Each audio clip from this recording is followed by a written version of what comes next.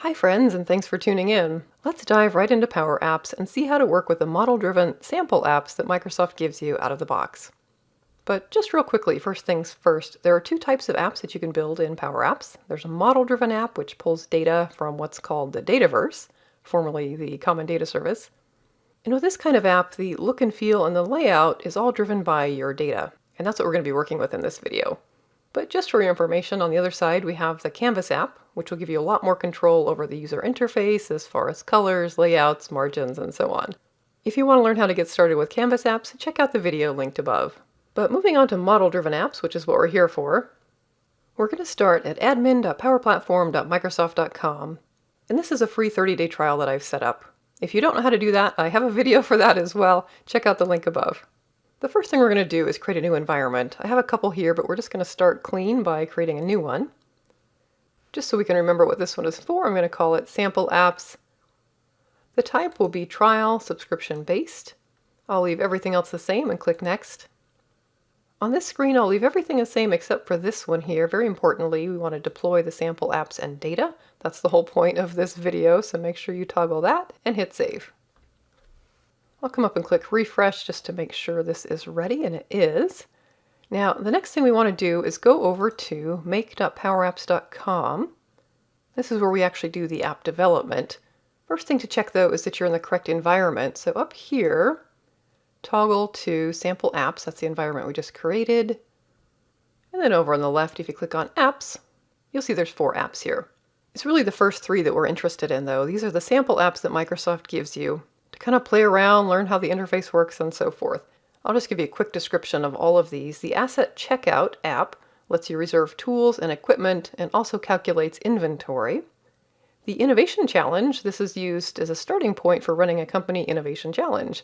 Users can submit their ideas, they get reviewed, they get voted on, and then the best ideas get made into projects. And then finally, Fundraiser. This is one for company fundraisers where employees can donate time and money towards causes they're interested in.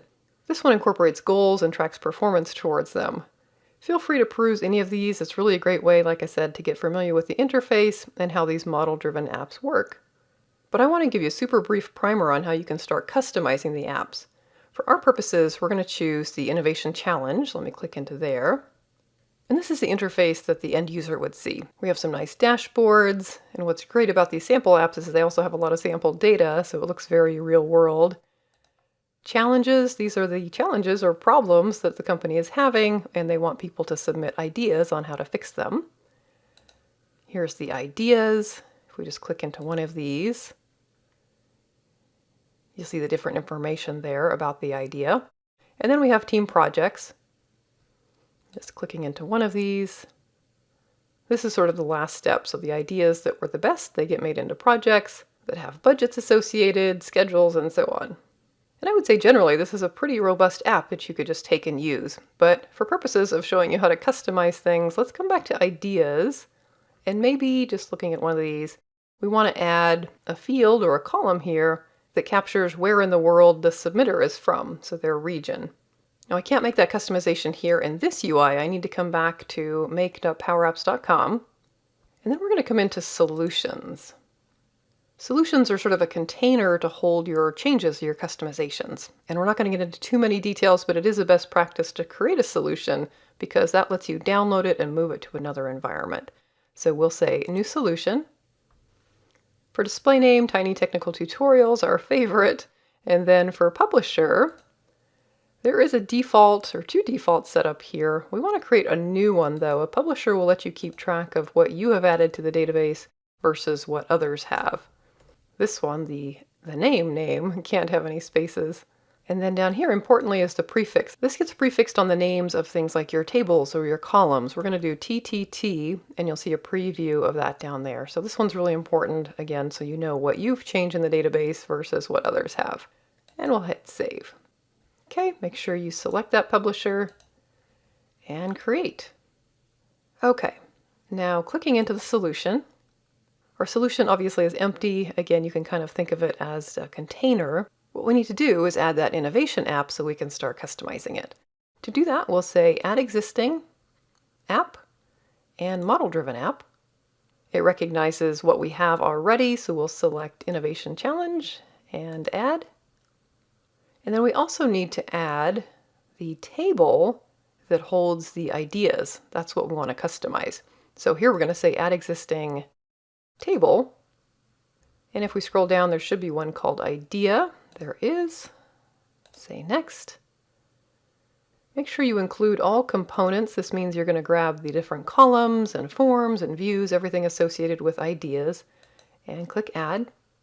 And then if we expand this idea and click on columns, here's everything currently in the table. The one we wanted to add was to capture the region of the submitter. So let's add a new column. We'll call this submitter region.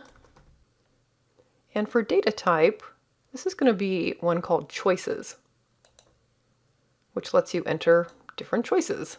There's quite a few common ones here out of the box, but we want to go with new choice. We'll say Asia. If you hit enter and then tab, that'll drop you down to the next line.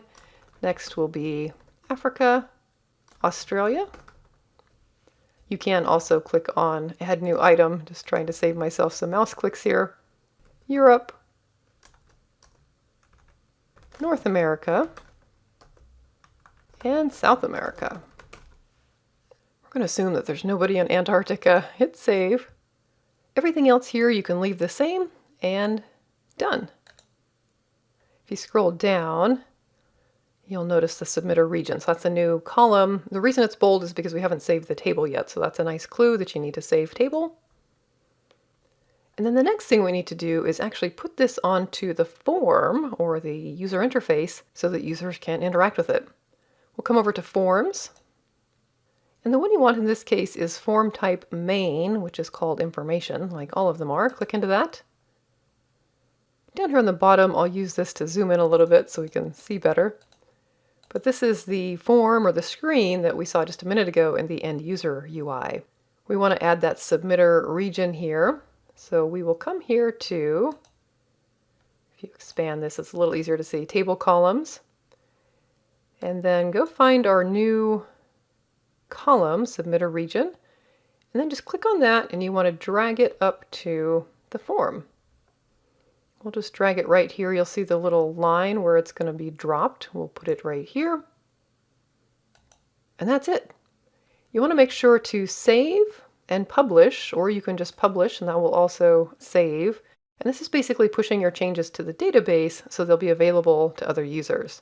While we're waiting for that, make sure you hit the subscribe button so you'll be notified of other Power Apps videos when I upload them. All right, back to the end user UI here. I'm just going to refresh so we get the latest. And there you go. On the idea, you'll see that we can now select options. So let's say that we're from Australia. And ta-da! That's it. Thanks for watching. If you want to learn more about Power Apps and how to build and customize model-driven apps specifically, check out the link in the description to my full course.